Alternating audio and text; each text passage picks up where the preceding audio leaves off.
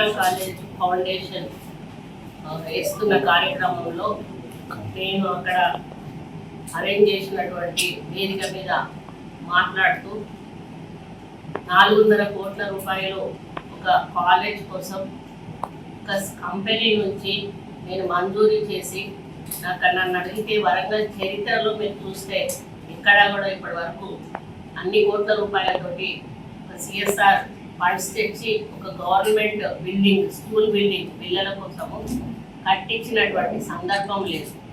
ఆ విధంగా నేను 4.5 కోట్ల రూపాయలు ఒక కంపెనీ నుంచి సిఎస్ఆర్ ఫండ్స్ శాంక్షన్ చేయించి అక్కడ ఫౌండేషన్ వేస్తున్న సందర్భంలో నేను వేదిక మీద మాట్లాడుతూ జనరల్గా ఇటువంటి ఫైల్స్ దగ్గరకు వచ్చినప్పుడు కొంతమంది మంత్రులు డబ్బులు తీసుకుని ఫైల్స్ క్లియర్ చేసే ఆలోచనతో ఉంటారు. కానీ నేను ఆ విధంగా కాకుండా నాకు డెవలప్మెంట్ కావాలి అని చెప్పి కోరడం జరిగింది అని చెప్పాను. నేను చెప్పింది జస్ట్ మంత్రులు అని చెప్పాను. అది కాంగ్రెస్ మంత్రులా టీఆర్ఎస్ మంత్రులా అని కూడా చెప్పలేదు.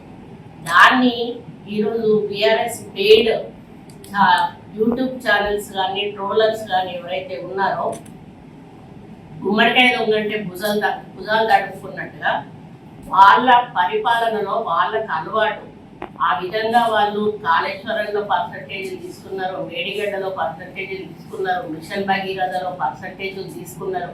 ప్రతి దాంట్లో కూడా పర్సంటేజీలు తీసుకొని నాణ్యత లోపంతో ఈరోజు కోట్లాది రూపాయల డబ్బులు ప్రజల డబ్బులు దుర్వినియోగం చేసి వాళ్ళు కోట్లకు పడగలెత్తి ఈరోజు మంత్రులతో సహా కోట్ల రూపాయలు దండుకొని కోటీశ్వర్లు అయ్యి ప్రాపర్టీస్ సంపాదించుకొని మీరు ఒక్కొక్క మంత్రి హిస్టరీ మీకు ధైర్యం ఉంటే మీకు మీరు సెల్ఫ్ ఎంక్వైరీ చేయించుకోండి. ఈరోజు నేను అడుగుతా ఉన్నాను మంత్రులను, బీఆర్ఎస్ మంత్రులను, మీరందరూ కూడా సెల్ఫ్ ఎంక్వైరీ చేసుకోండి. మీరు మంత్రులు కాకముందు మీ ఆస్తులు ఎంత, మంత్రులు అయినాక ఈ 10 సంవత్సరాల్లో మీ ఆస్తులు ఎంతకు పెరిగినాయి అనేది మీ వాస్తవాలు బయటకు తీయాల్సిన అవసరం ఉన్నది. ఈరోజు కాంగ్రెస్ ప్రభుత్వం వచ్చినాక ఎక్కడ కూడా చిన్న అవినీతి జరగకుండా ఈరోజు మా పేషీలో పిఏలను మేము అపాయింట్ చేసుకున్నా కూడా మా ముఖ్యమంత్రి గారు ఇంటెలిజెన్స్ రిపోర్ట్ తెప్పించుకున్న తర్వాతనే మాకు పర్మిషన్ ఇవ్వడం జరుగుతూ ఉంది. ఆ విధంగా మాకు అవినీతి అనేది జరగకుండా ప్రజల సంక్షేమమే ధ్యేయంగా, ప్రజల అభివృద్ధి ధ్యేయంగా ఈరోజు కాంగ్రెస్ పార్టీ ముందుకు పోతున్న విషయాన్ని జీర్ణించుకోలేక ఏ విధంగా వాళ్ళు ఇట్లా ఏదైతే పదవిని కోల్పోయారో ఆ రోజు నుంచి ఒక ఫ్రస్ట్రేషన్లో ఉండి ఏ చిన్న విషయాన్ని కూడా దాన్ని గోరంతలు కొండంతలుగా చేసి మళ్ళీ పూర్తి వీడియోలు కూడా ప్రసారం చేయకుండా అక్కడ ముక్క ఇక్కడ ముక్క తీసి అక్కబెట్టి మార్పింగ్ చేసి దాన్ని వేరే ఆలోచన అంటే వేరే మీనింగ్ వచ్చే విధంగా ప్రజల్లోకి పంపిస్తూ తప్పుడు ప్రచారం చేస్తున్నటువంటి ఈ బీఆర్ఎస్ పెయిడ్ బ్యాచ్ని దయచేసి వాళ్ళను నువ్వు కానీ ఇటువంటివి చేయడం మాన్పించకపోతే భవిష్యత్తులో చాలా ఇబ్బంది పడేటువంటి అవకాశం ఉంటుంది. ఎందుకంటే ఈరోజు మేము కోట్లాది రూపాయలు ప్రజలకు ఖర్చు పెట్టి ఒక్క రూపాయి కూడా డబ్బులు వాళ్ళ నుంచి ఆశించకుండా ఈరోజు మీరు చూస్తూ ఉన్నారు.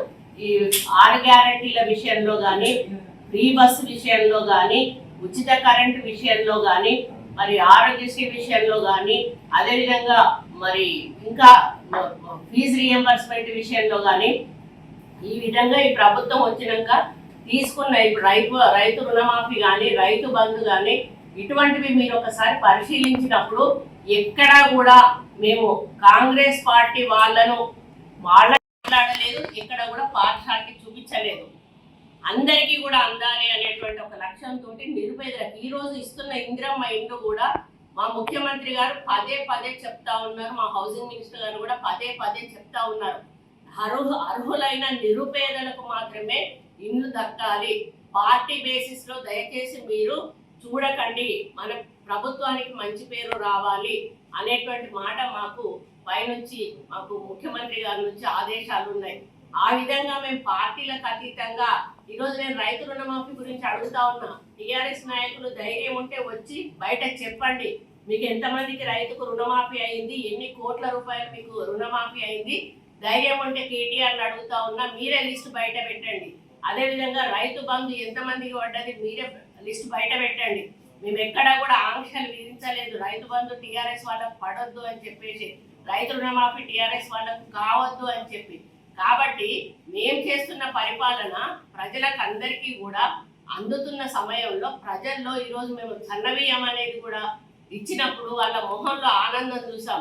ఈరోజు స్కూళ్ళల్లో పిల్లలకి మెస్ ఛార్జీలు, కాస్మెటిక్ ఛార్జెస్ పెంచినప్పుడు మటన్ పెడుతున్నాం, చికెన్ పెడుతున్నాం, వాళ్ళతో పాటు వెళ్ళి మేము భోజనం కూడా చేస్తున్న సందర్భంలో పిల్లల తల్లులు చాలా హ్యాపీగా ఉంటా ఉన్నారు.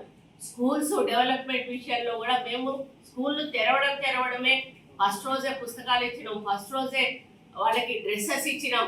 స్కూల్స్లో రాకముందే స్కూల్స్ రిపేర్స్ చేపించి పెట్టినాం, టాయిలెట్స్ చేపించి పెట్టినాం. అదేవిధంగా మహిళలను ఈరోజు ముందుకు తీసుకొచ్చి మహిళా శక్తి క్యాంటీన్లు పెట్టి వాళ్ళ ద్వారానే కొనుగోలు కేంద్రాలను పెట్టి ఈ విధంగా మహిళలను కూడా ఇంప్రూవ్ చేసి ఎంకరేజ్ చేస్తూ ఉన్నాం. ఈరోజు మేము జాబ్ మేళాలు పెట్టి యువకులకు జాబ్స్ ఇప్పిస్తూ ఉన్నాం. యువ వికాసం పెట్టి ఈరోజు వాళ్లకు 60,000 మందికి దాదాపుగా యువ వికాసం కింద మేము లోన్లు ఇప్పించే కార్యక్రమం చేస్తూ ఉన్నాం. వీటన్నిటిలో మేము ఎక్కడన్నా టీఆర్ఎస్ వాళ్ళని పక్కన పెట్టండి, కాంగ్రెస్ వాళ్ళను చెయ్యండి అని చెప్పి మేము అడుగుతా ఉన్నామా? ఎందుకు అడుగుతున్నా అంటే ఇప్పటికీ కూడా మన సెక్రటేరియట్లో చాలా వరకు సెక్రటేరియట్ మొత్తం కూడా చెడగొట్టిపోయిన వాళ్ళు చెడగొట్టిపోయి ఈరోజు మేము ఏదైనా మాట్లాడాలన్నా కూడా కొన్ని చోట్ల మాట్లాడలేనటువంటి పరిస్థితి ఉంది. ఇప్పుడు సెక్రటేరియట్ స్టాఫ్ కూడా చాలా చెడగొట్టిపోయిన వాళ్ళు. ఇప్పుడు వాళ్ళు ఏమంటారు, వాళ్ళు చేసింది వాళ్ళు మా మీద రుద్దే ప్రయత్నం చేస్తూ ఉన్నారు. మీరు పర్సంటేజ్లు తీసుకున్నారు, మీరు పర్సంటేజ్లు లేని పనులు చేయలేదు, మీరు సెలెక్టెడ్ ఫైల్స్ను మాత్రమే మీరు తీసుకొచ్చి మీరు సంతకాలు పెట్టారు. ఈ రోజు నేను ఒకటే అడుగుతా ఉన్నా, మీరున్నప్పుడు ఏసీబీ కేసులో ఫైల్స్ ఏమన్నా ఒకటన్నా క్లియర్ చేశారా? చాలా వందల ఫైల్స్ పెండింగ్ ఉన్నాయి. దానికి రూల్ రెగ్యులేషన్ ఉంటుంది. ఒక 6 నెలల తర్వాత వాళ్ళని రీఇన్స్టేట్ చేయాలి.